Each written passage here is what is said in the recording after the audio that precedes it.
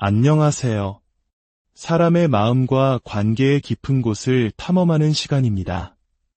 오늘 우리가 나눌 이야기가 누군가에게는 깊은 공감을, 또 다른 누군가에게는 어둠 속 한 줄기 빛이 될 수 있기를 바랍니다. 만약 오늘 이야기가 당신의 마음에 울림을 준다면 이 내용을 공유해 주십시오. 당신의 작은 행동이 비슷한 아픔을 겪는 다른 이에게 큰 위로와 용기가 될 수 있습니다. 우리는 종종 어떤 관계가 아주 사소한 일 하나로 산산조각 나는 것을 보곤 합니다. 낙타의 등을 부러뜨린 마지막 지푸라기라는 말이 있죠. 오늘은 바로 그 마지막 지푸라기에 대한 이야기를 해보려 합니다. 관계는 왜 끝나는 걸까요?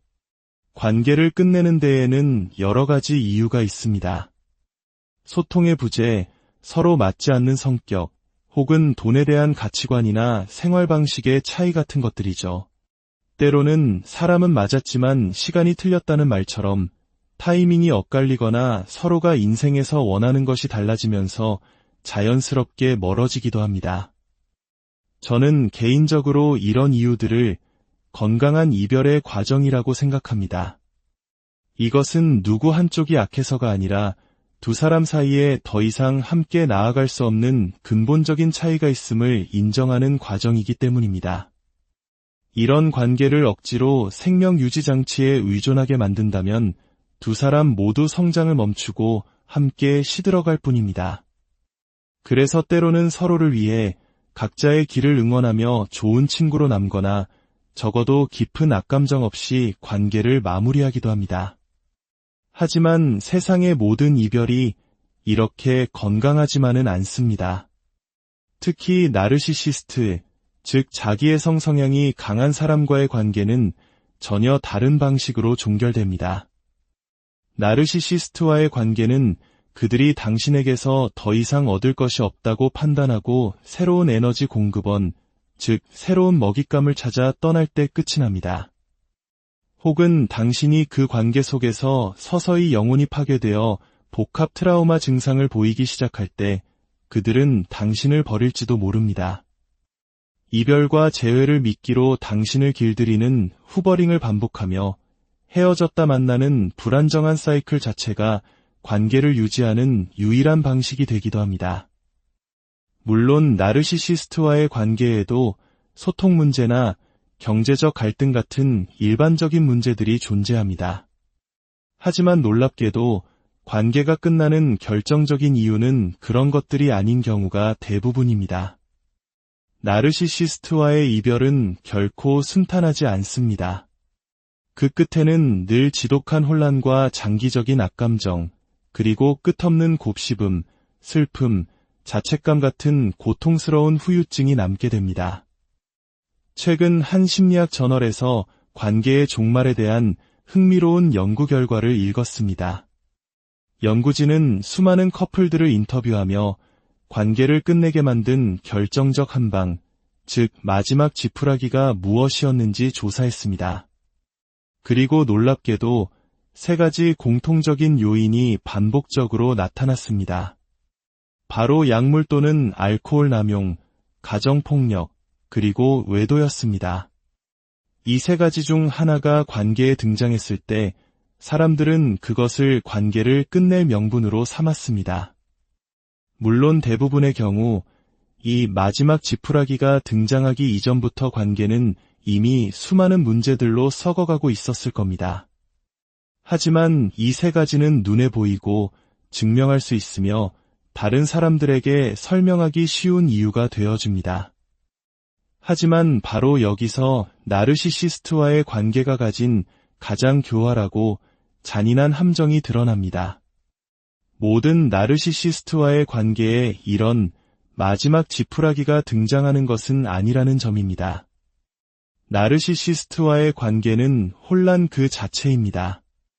트라우마 본딩이라는 깊은 정서적 유착 관계 속에서 피해자는 끊임없이 자신을 탓합니다. 내가 조금만 더 노력하면 그가 변할 거야. 내 잘못일지도 몰라. 사실 그렇게 나쁜 사람은 아니야. 그가 나에게 상처 주려던 건 아니었을 거야 라고 스스로를 속입니다. 그들은 주변 사람들에게는 한없이 매력적이고 좋은 사람으로 보이기 때문에 당신의 고통을 아무도 믿어주지 않을 것이라는 두려움에 사로잡힙니다. 이혼을 하면 사회적으로나 경제적으로 철저히 파멸당할 것이라는 공포, 주변 모든 사람들에게 나쁜 사람으로 낙인 찍힐 것이라는 스미어 캠페인에 대한 두려움에 떨게 됩니다. 이런 관계를 끝내는 것은 단순히 성격이 안 맞아서 헤어지는 것과는 차원이 다른 문제입니다. 이것은 생존의 문제입니다. 하루하루를 살아남기 위해 버티는 것입니다. 그래서 많은 피해자들이 자신도 모르게 마지막 지푸라기를 기다립니다. 마음속으로 자신만의 마지노선을 그어놓는 것이죠.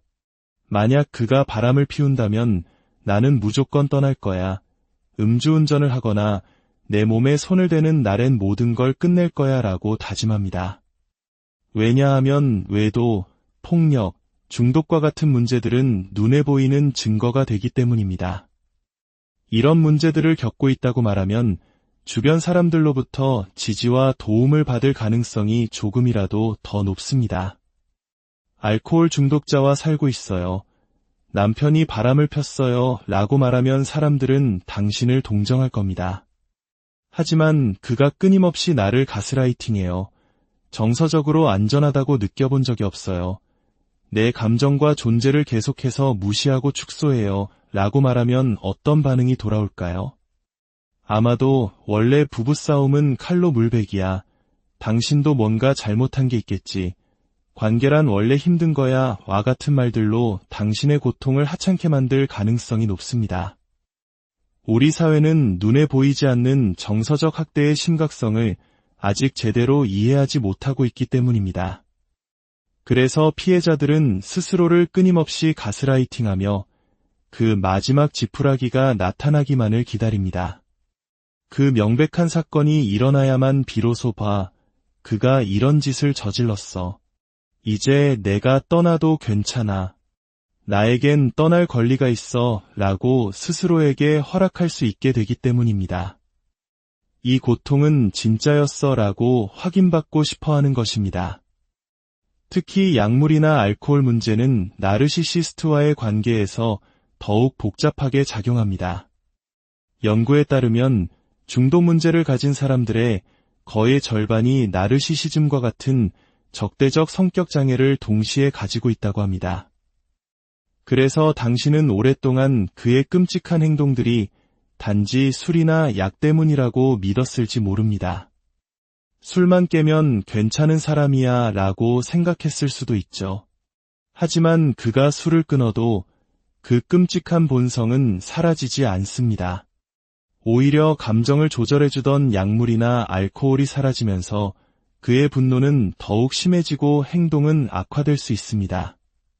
그렇다면 마지막 지푸라기가 트라우마 본딩을 깨뜨릴 수 있을까요? 어떤 경우에는 그럴 수도 있습니다. 도저히 외면할 수 없는 충격적인 사건은 그래도 가끔은 좋았어 라고 생각하던 환상의 춤에서 깨어나게 만들 수 있습니다. 하지만 통계는 충격적인 사실을 보여줍니다. 학대적인 관계에 있는 사람들은 평균적으로 7번을 돌아간 후에야 비로소 완전히 떠날 수 있다고 합니다.